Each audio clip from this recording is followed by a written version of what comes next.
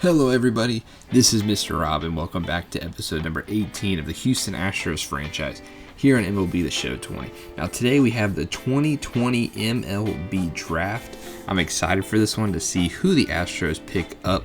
Before we begin though, it does show that we have a first round pick, but as we know the Astros were suspended and fined their first and second round picks this past season, so we will not have a first and second round pick, so I'll just pick random players. And we can see right off the back, the first overall pick in the draft is center fielder Michael Karen from Pennsylvania. Very kind of shocking pick, switch hitter with elite speed. I was expecting somebody else, so I was a little surprised to see the Detroit Tigers go that way. I was expecting him to take this man right here, Kurt Dozier, who went number 2 to the Orioles, the Golden Spikes Award winner and Dick Howser Trophy winner.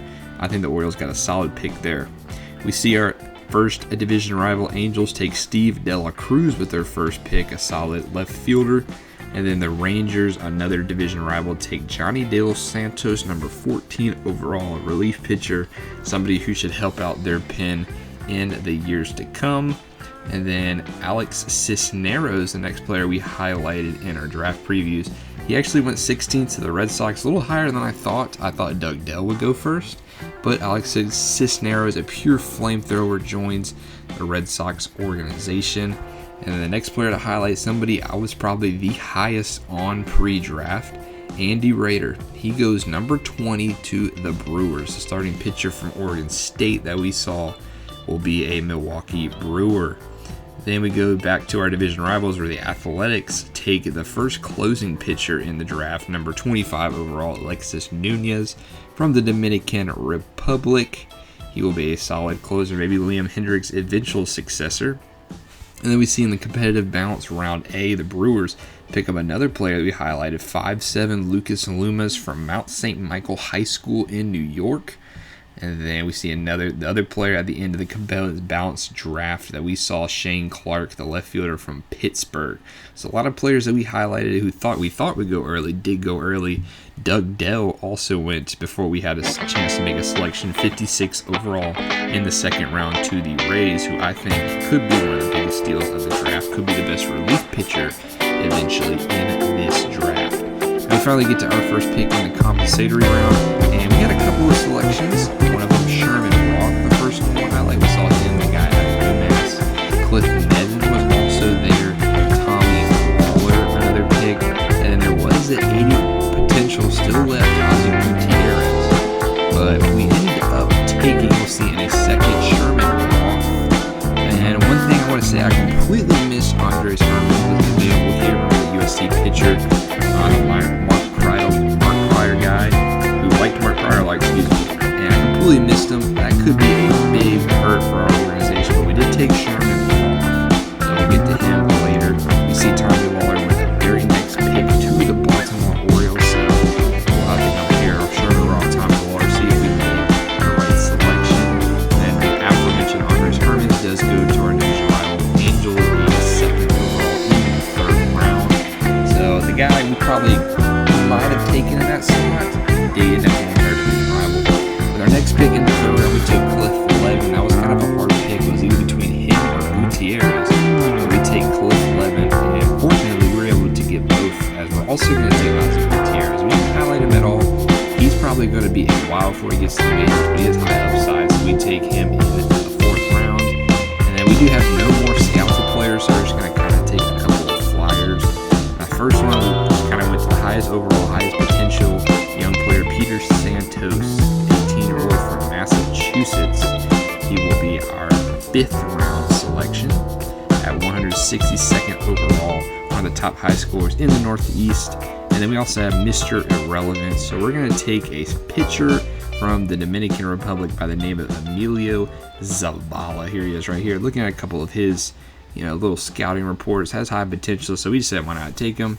And that's going to conclude the first year player draft. So let's go ahead and look at some of the prospects we picked, starting with Sherman Roth. Now, if you look at the picks we made, I thought we would have made some better picks potential-wise, but it was kind of an underwhelming draft for the Astros. I mean, Sherman Roth, our first pick in the third compensatory round, 50-1 overall C potential. We kind of expected more. He is a flamer on base paths, so that's his upside.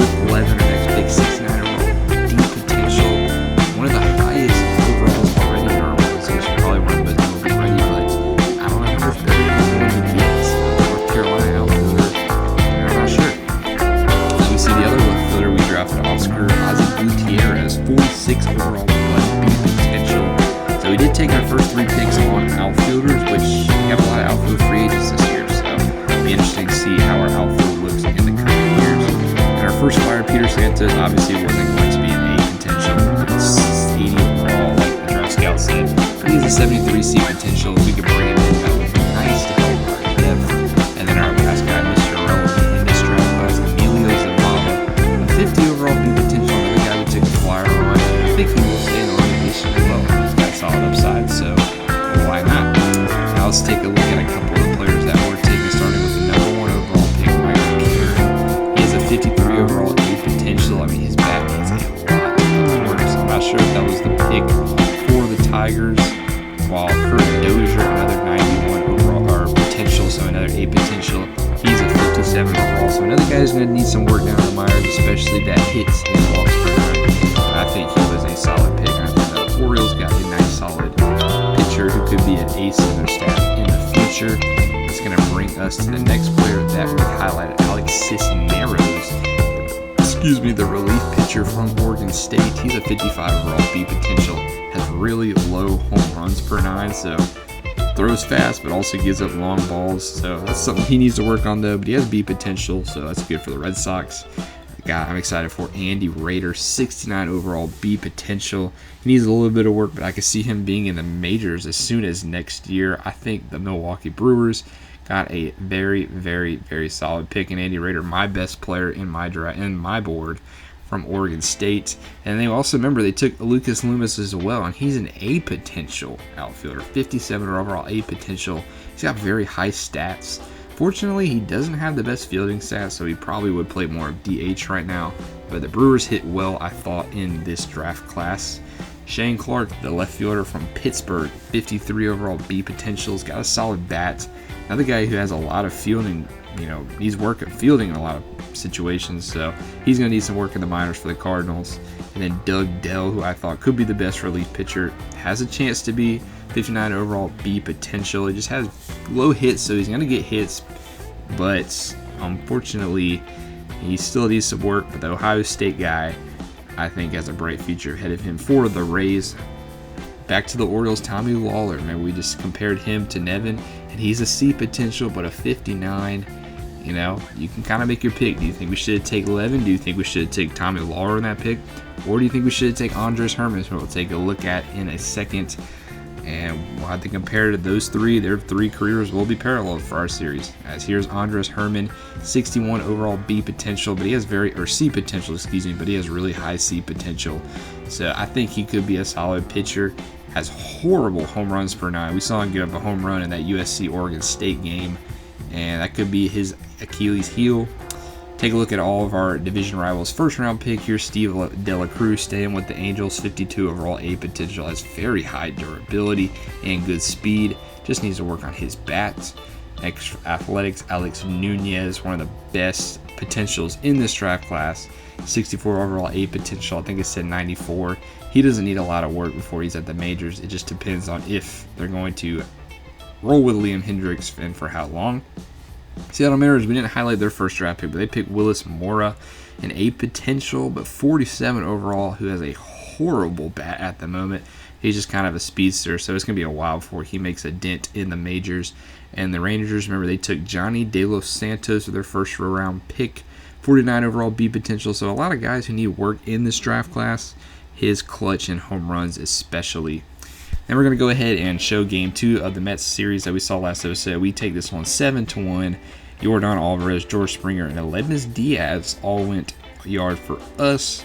Lance McCullers pitched a solid 6 2/3 innings pitched, 1 earned run gem, and they were led by Davis, who had a home run and walked twice for their offense. That's going to bring the end of this one. Our next episode will be the May recap. We'll recap the month of May. But that's all I have for this episode. Let me know in the comments what you thought of our draft class. Do you think we should have gone with other people?